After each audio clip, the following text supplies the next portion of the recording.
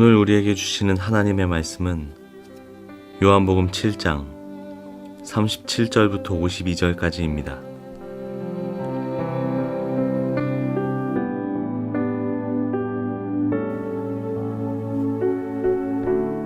명절의 가장 중요한 날인 마지막 날에 예수께서 일어서서 큰 소리로 말씀하셨다. 목마른 사람은 다 나에게로 와서 마셔라. 나를 믿는 사람은 성경이 말한 바와 같이 그의 배에서 생수가 강물처럼 흘러나올 것이다. 이것은 예수를 믿는 사람이 받게 될 성령을 가리켜서 하신 말씀이다. 예수께서 아직 영광을 받지 않으셨으므로 성령이 아직 사람들에게 오시지 않았다. 이 말씀을 들은 무리 가운데는 이 사람은 정말로 그 예언자이다 하고 말하는 사람들도 있고, 이 사람은 그리스도이다 하고 말하는 사람들도 있었다. 그러나 더러는 이렇게 말하였다. 갈릴리에서 그리스도가 날 수 있을까? 성경은 그리스도가 다윗의 후손 가운데서 날 것이요 또 다윗이 살던 마을 베들레헴에서 날 것이라고 말하지 않았는가? 무리 가운데 예수 때문에 분열이 일어났다. 그들 가운데서 예수를 잡고자 하는 사람도 몇 있었으나 아무도 그에게 손을 대지는 못하였다. 성전 경비병들이 대제사장들과 바리새파 사람들에게 돌아오니 그들이 경비병들에게 물었다. 어찌하여 그를 끌어오지 않았느냐? 경비병들이 대답하였다. 그 사람이 말하는 것처럼 말한 사람은 지금까지 아무도 없었습니다. 바리새파 사람들이 그들에게 말하였다. 너희도 미혹된 것이 아니냐? 지도자들이나 바리새파 사람들 가운데서 그를 믿은 사람이 어디에 있다는 말이냐? 율법을 알지 못하는 이 무지렁이들은 저주받은 자들이다. 그들 가운데 한 사람으로 전에 예수를 찾아간 니고데모가 그들에게 말하였다.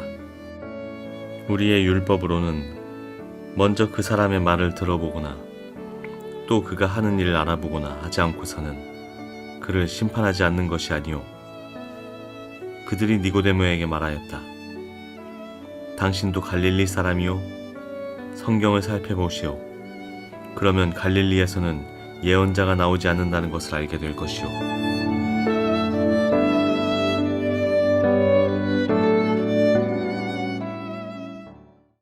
초막절, 이 명절의 가장 중요한 날인 마지막 날이 되었습니다.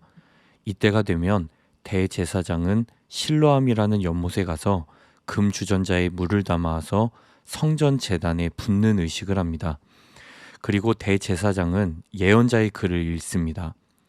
너희가 구원의 우물에서 기쁨으로 물을 기를 것이다. 과거 광야 생활 중에 조상들을 먹이셨던 하나님의 은혜를 기억하면서 장차 메시아가 오셔서 우리에게 구원의 물을 주실 것이다 라는 것을 고대하는 의식인 겁니다. 그런데 오늘 본문을 보시면 이 명절 마지막 날에 예수님께서는 큰 소리로 이렇게 말씀하십니다. 목마른 사람은 다 나에게로 와서 마셔라. 나를 믿는 사람은 성경이 말한 바와 같이 그의 배에서 생수가 강물처럼 흘러나올 것이다. 쉽게 말하면 지금 예수님은 과거부터 지금까지 이스라엘을 살려낸 생수가 바로 자신이라고 선포하시는 겁니다. 이 말씀을 들은 주변 사람들은 분쟁이 나기 시작합니다. 정말 여러 가지의 반응들이 나오기 시작합니다. 이 사람은 정말로 예언자이다 하는 사람들도 있었고, 이 사람은 그리스도이다 하고 말하는 사람도 있었습니다. 또 한편으로는 갈릴리에서 그리스도가 날 수 있을까? 성경은 그리스도가 다윗의 후손 가운데서 날 것이요 또 다윗이 살던 마을 베들레헴에서 날 것이라고 말하지 않았는가? 이렇게 말하는 사람들도 더러 있었습니다. 뿐만 아니라 저 예수를 죽여야겠다 하는 사람도 있었고, 차마 예수님을 건들지 못하는 사람들도 있었습니다. 이처럼 예수님에 대한 다양한 반응과 수많은 논쟁들이 일어나고 있는 겁니다. 45절 이하를 보시면 유대 지도자들은 빨리 예수를 체포해서 끌어와라 이렇게 말하고 있습니다. 그런데 막상 경비병들 입장에서는 예수님에게서 풍겨지는 그 비범함 때문에 섣불리 체포를 하지 못하고 있습니다. 더 나아가 유대 지도자들끼리도 분열이 일어나고 있었습니다. 과거에 예수님을 만났었던 니고데모 같은 경우 무조건 예수를 체포할 것이 아니라 성경을 근거로 해서 신중하게 다루어 봐야 한다, 이렇게 주장합니다. 그럼에도 다수의 지도자들은 애초에 총구석 갈릴리 출신이기 때문에 예수를 다룰 필요도 없다라는 주의였습니다. 이처럼 오늘 본문 이야기를 가만히 보면 이래저래 정신이 없습니다. 좀처럼 의견이 좁혀지지 않을 것 같은 분열의 상황인 겁니다. 사실 당시의 모든 사람들은 진리를 찾았습니다. 메시아를 간절히 기다리고 있던 사람들이었습니다. 그런데 막상 눈앞에 있는 참 진리를 못 보고 있습니다. 그토록 기다리고 기다리던 메시아가 눈앞에 뻔히 있는데 오히려 거부하고 심지어 죽일 생각까지 하고 있습니다. 저는 오늘까지의 말씀을 묵상해 오면서 계속해서 드는 생각이 있습니다. 그것은 정말 예수님은 누구신가? 라는 질문입니다. 오늘날 우리가 살아가는 세상 속에서도 오늘 본문에서 나타나고 있는 분열이 존재합니다. 아예 예수를 거부하는 사람들이 있습니다. 또한 교회 때문에 예수님을 싫어하는 사람도 덜어 있습니다. 한편으로는 신비한 체험 때문에 예수를 믿는 사람도 있습니다. 어떤 사람은 예수님을 도덕 선생, 탁월한 선생으로서 최고로 인정하는 경우도 있습니다. 예수님의 신성만을 강조하는 사람이 있는가 하면 예수님의 인성만을 강조하는 사람들이 있습니다. 예수를 믿는 이유, 다양하다는 겁니다. 예수를 안 믿는 이유도 다양합니다. 이처럼 역사 속에서 예수님에 대한 논쟁은 수없이 계속되고 있습니다. 지금 이 시간에도 예수님께서는 우리에게 이렇게 물으시는 것 같습니다. 그러면 이 수많은 논쟁들이 있다면 그렇다면 너희는 나를 누구라고 하느냐? 예수님에 대한 수많은 분열 속에서 살고 있는 우리는 예수님을 누구라고 생각하고 있습니까? 예수님이 누구신지를 우리는 어디에서 찾고 있습니까? 예수님은 이런 분이십니다 라고 고백하는 그 근거는 어디로부터 나온 것입니까? 예수를 믿는다는 것은 말 그대로 우리보다 먼저 계신 분, 온 세계를 창조하신 그분을 믿는다는 뜻입니다. 이 말은 우리가 원하는 예수님의 모습 이전에 예수님께서 존재하셨다는 겁니다. 어쩌면 이 사실이 와닿지 않을 수 있겠지만 이 사실이 받아들여져야 우리는 올바르게 성경을 대할 수 있습니다. 바르게 묵상하고 바르게 기도할 수 있게 됩니다.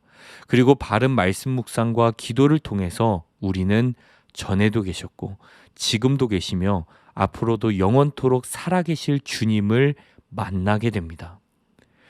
그런데 우리 앞에 돈이 들어가고 권력과 명예가 들어가고 기적이 들어가고 우리의 욕망이 들어가게 되면 그 앞에 있게 되면 예수님은 왜곡되어 보이실 수밖에 없습니다.